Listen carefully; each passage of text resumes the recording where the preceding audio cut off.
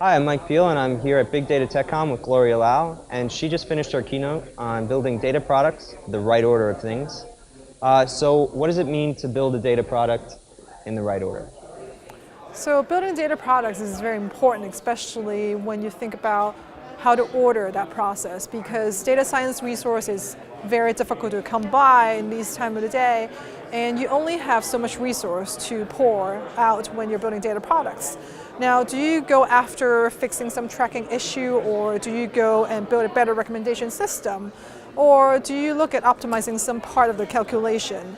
There are so many competing priorities and you only have limited amount of resource. How do you optimally deploy your resource in the right order? That's the question. So you warned against optimizing prematurely. So how do you know when is the right time to optimize? Right.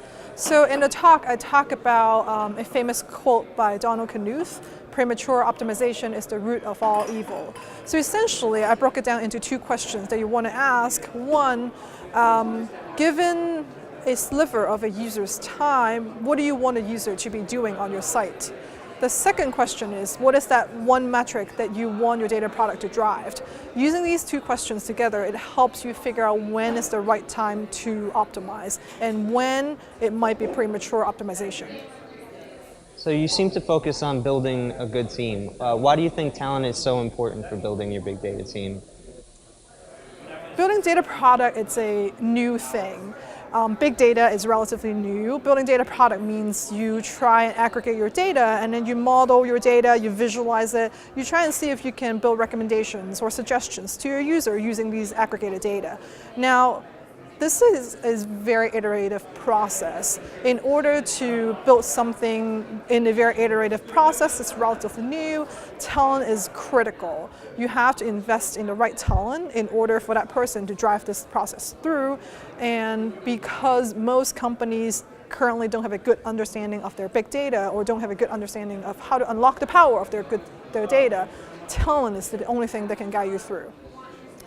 So you also hosted our Women in Big Data luncheon, and you mentioned that you felt like data science was a great career path for women. Why do you feel that way? Data science, oftentimes, it's about telling a good story with your data. Women possess a specific talent of telling a good story. So when you present your findings, or when you're modeling, when you build this recommendation system using your data, when you need to communicate that to your users or to internal company, you need to tell a good story to tie that together for people to understand the power of your data. And I think it's a good entry point for women into technology because we're pretty good storytellers, just as good as men are. Well, that also ties in with what you were saying during your keynote about it being just as much an art as a science. So where do you see the future of big data going? So I think right now, building data products is very much an art. You can't pick it down to a science because you have to fill out the order of doing things, where you should make your investment, and a lot of this is very iterative, and talking to the community definitely helps. Going forward, there are much more new tools to help you optimize for every little process in the way. So with these tools, things are going to get easier and the speed of innovation is going to improve. So that's where I see big data going. Well, thank you so much for talking with us, Gloria, and thank you for hosting the keynote.